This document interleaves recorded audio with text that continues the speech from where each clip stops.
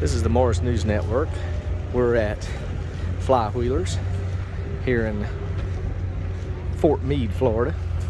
We're walking through the old town section that they have here for you to see when you come down here. There's an old barn on the left, church coming up in the front, a few other things here. It's quite a thing to come and see. They do this 3 or 4 times a year. I think December, January, and maybe in February or March. It's kind of a replica of an old town. This is just one of the many things that they have here. Small little church.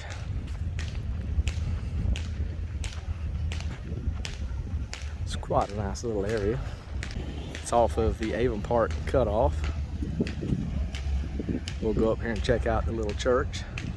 It's like an old church from the frontier towns. And there's the entrance to the church. We'll go inside and let you have a look inside. And this is where you enter the church, walk through. There's the inside of the church. I don't know how many people it seats, but quite a few rows here. It's a picture of the interior.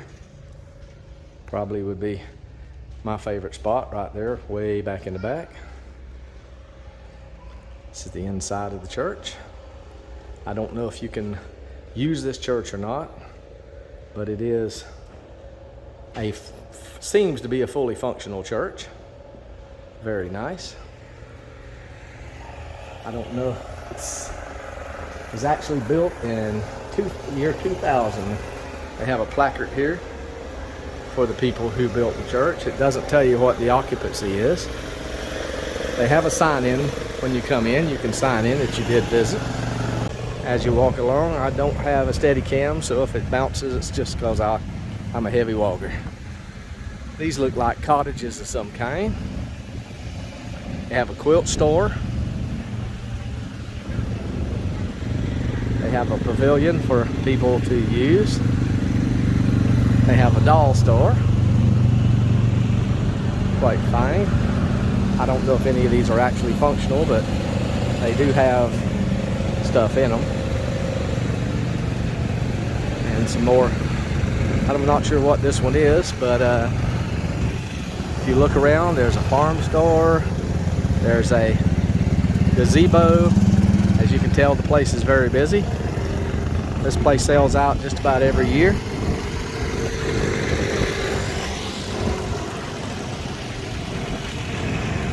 As we walk along, there's Granny's Antique Store. I don't know if Granny's in there or not, but we'll walk over and look just in case. There's the interior of the store. It's rather nice. We'll move along. There are other stores and other places here. Salt's farm stores coming up.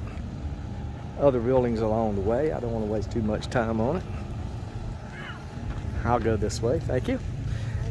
And here's the Salt's farm store. Not sure what's in there. We've got some people out front playing checkers. An old Oliver outboard motor. Try not to move so fast. I moved a little fast on that for you, sorry. And inside it has replicas and some antique stuff in the store. And the old engine depot. Pretty interesting place. Got a few guys having some ice cream sitting outside. How's it going, folks? You doing good? Real nice day. Thank you, veterans, for your service if you're a veteran. Yep, thank you. And there is a replica. I don't know if you've ever seen them. I don't know. Depending on your age, if you were probably my age, you would have seen the old International stores where they sold the International tractors. They all look like that. And we have some antique little kiddie cars, miniature tractors, various things. And there's the John Deere store. These are all replicas of stores that actually did exist at one time, I would imagine. I know that the replica of the International certainly looks very familiar because I have seen them before. This is a very large area. It's considered Fort Meade area of Florida. There is the steam engine. Runs on a belt. Look at this. You can actually see them sawing the wood. Can you see it back in there? Look at the blade on there. And then rough cut lumber. And a full-size sawmill. Here's what the lumber looks like when it comes out. Rough cut, some of it not as good, but they'll cut that down. This is lighter pine, as you can see, and there we are sawing away. Look at that. And that's all run by this big old steam engine. Right there. Jed Clampett just arrived at the general store to get him a Coca Cola. Apparently Ma was caught a little bit off guard when they came to the general store and was caught in a compromising position. Poor Ma. This is the front of the general store. You have rocking chairs and numerous other things inside. And some antique stuff. No running. Y'all settle down. Don't break anything. I take it off. And here we have the Sheriff's Department of the Flywheelers. This is the front of the building. As we go in, we'll see what we have inside. Inside we have a jail cell where they would put the prisoners if they had anybody to take care of. And there's the uniforms and the handcuffs. Look at those handcuffs. I bet those were uncomfortable, and different striped suits for the prisoners. And obviously somebody likes Mayberry. Some vintage guns and some wanted posters on the inside of the Sheriff's Department of the Flywheelers. And of course, this was the jail cell. Obviously this guy, if you can see him, has been in there way too long. And here are some antique cars in front of the Wild Willie's used car lot. Obviously, these cars are quite used for a very long time. Yep, we're still Morris News Network. We're still at the Flywheelers, showing some of the other odds and ends it has around here.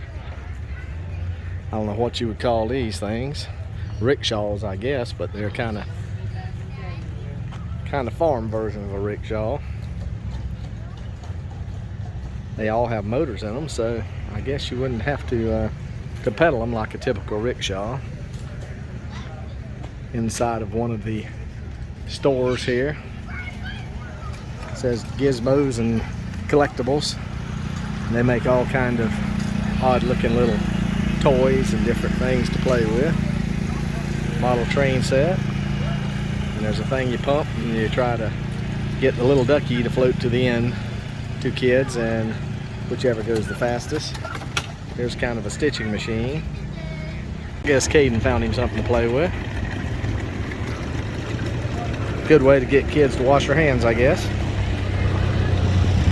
Anything that'll help get that job done is definitely a good thing.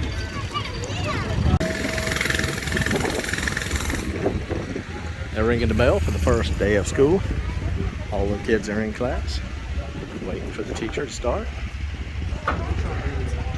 And we're in the one-room schoolroom with all the kids.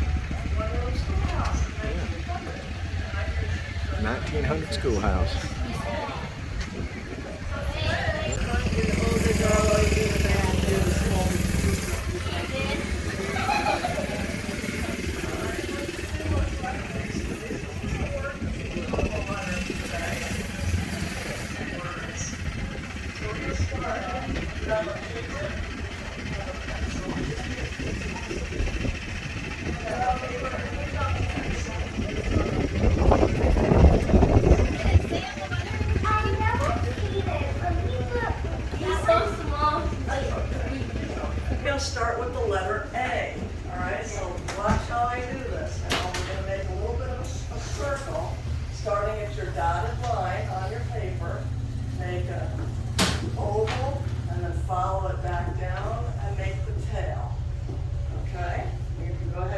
this on your sheet. You can do it a couple times.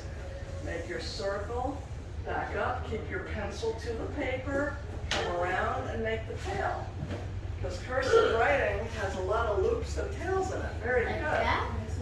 Yeah, make your tail come all the way up to that dotted line. That's the tail. Okay, good. Very good. And then the lowercase. It looks like a QU. I mean an AU. No, Okay, it looks like a Q. I did the little. This is big. Does it look like a Q and a U? All right. Now let's try another letter. Let's try the letter E. So we're going to start at our solid line, and we're going to go up to the dotted line and make a loop, and then come down and then make that tail. Oh, kind of. That's an All right. E-L. We'll do it again.